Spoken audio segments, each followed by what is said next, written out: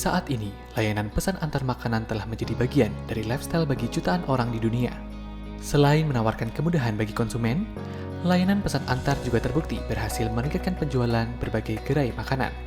Berdasarkan studi dari Center for Strategic and International Studies dan Tenggara, dua startup yang memiliki layanan pesan antar makanan seperti Gojek dan Grab telah memberikan kontribusi sebesar 127 triliun rupiah untuk perekonomian Indonesia di tahun 2019. Di sisi lain, lifestyle ini juga meningkatkan jumlah sebaran sampah plastik. Penyedia layanan aplikasi daring seperti GoFood dan GrabFood mengakui sudah melakukan beberapa cara untuk mengurangi konsumsi sampah plastik sekali pakai. Namun, hasil survei yang dilakukan oleh Pusat Penelitian Oceanografi dan Pusat Penelitian Kependudukan Lembaga Ilmu Pengetahuan Indonesia menyatakan bahwa 96% paket yang dibeli melalui daring mengandung materi plastik seperti selotip, pembungkus plastik, dan bubble wrap.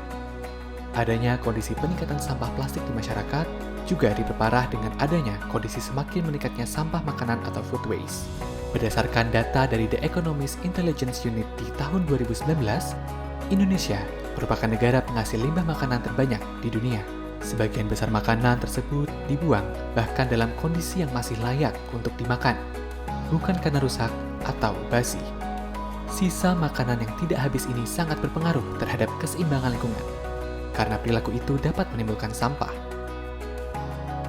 Berdasarkan data pengelolaan sampah pada tahun 2017 sampai 2018 dari Sistem Informasi Pengelolaan Sampah Nasional, Kementerian Lingkungan Hidup dan Kehutanan di beberapa regional seperti Jawa, sampah makanan mendominasi komposisi keseluruhan jenis sampah hingga sebesar 46,75%. Terkadang, banyak masyarakat berpikir bahwa sampah makanan paling banyak berasal dari restoran, pasar tradisional, atau supermarket.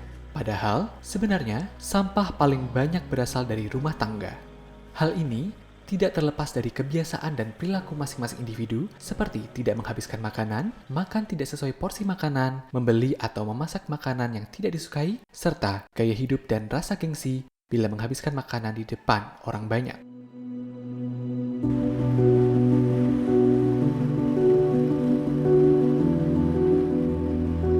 Sampah makanan yang terbuang akan menumpuk dan tertimbun di tempat pembuangan akhir. Ketika makanan mulai membusuk dan terdegradasi, gas metana akan dilepaskan ke lingkungan. Gas metana ini merupakan salah satu gas rumah kaca yang turut berdampak pada pemanasan global.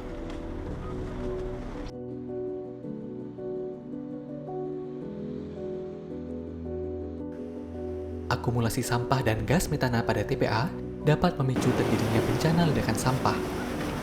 Hal ini juga bisa menyebabkan longsor dan tentu memakan korban jiwa.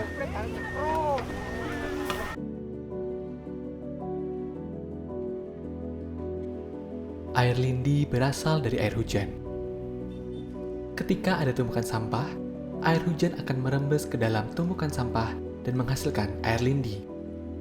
Air lindi sangat berbahaya dan beracun karena mengandung unsur logam berat seperti timbal, besi, dan tembaga.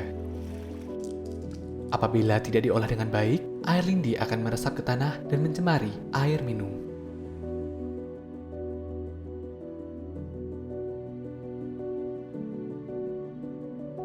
Secara tidak langsung, sampah makanan dapat merusak ekosistem. Apabila air lindi masuk ke aliran sungai, hal ini akan merusak ekosistem sungai.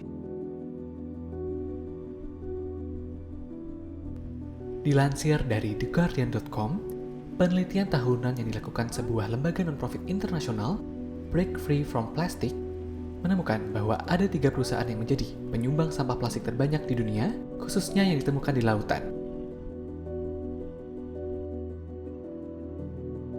Coca-Cola menempati posisi pertama, diikuti oleh Nestle dan PepsiCo. Sampah dari Coca-Cola ditemukan pada 51 dari total 55 wilayah pesisir, sungai, dan taman yang diteliti di 37 negara.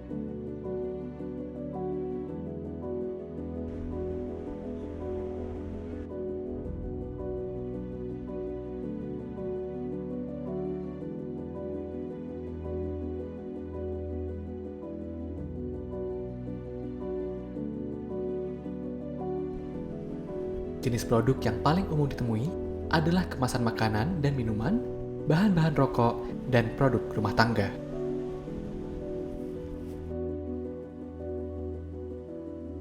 Sebagian besar rumah tangga di Indonesia hingga saat ini belum melakukan pemilahan sampah. Hasil survei yang dilakukan oleh Kata Data Insight Center menunjukkan rumah tangga yang memilah sampah di Indonesia baru mencapai 49,2%. 50,8% tidak melakukan pemilahan sampah.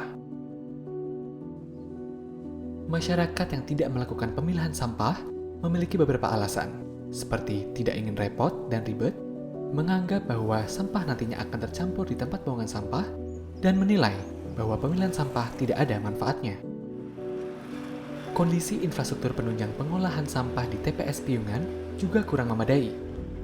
Salah satu bukti dari hal tersebut adalah kondisi truk pengangkut sampah yang kurang baik sehingga menyebabkan sampah berjatuhan di jalanan.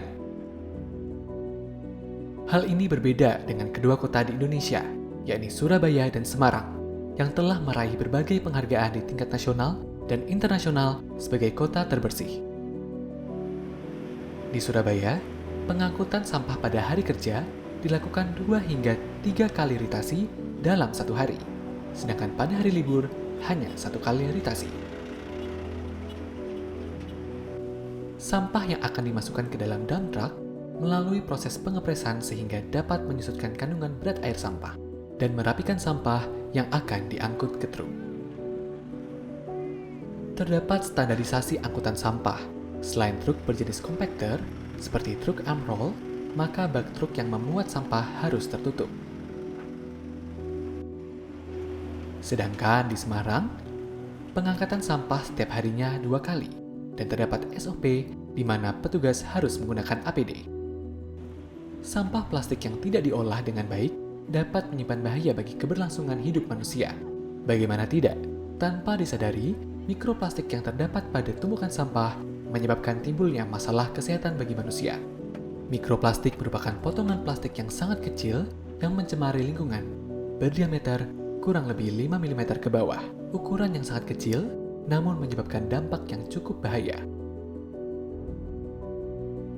Fenomena ini sering terjadi ketika sampah dibuang sembarangan, bahkan sampai ke laut akibat tempat pembuangan sampah yang melebihi kapasitas.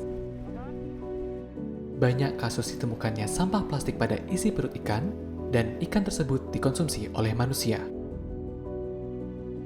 Begitu pula dengan sapi-sapi di piungan ini. Sapi yang dibiarkan mencari makanan dari tumpukan sampah yang mungkin menyimpan mikroplastik. Bukan hal yang tak mungkin jika sapi-sapi ini kemudian disembelih, diperdagangkan, lalu dikonsumsi. Tentu, tak satupun orang menginginkan hal ini, bukan?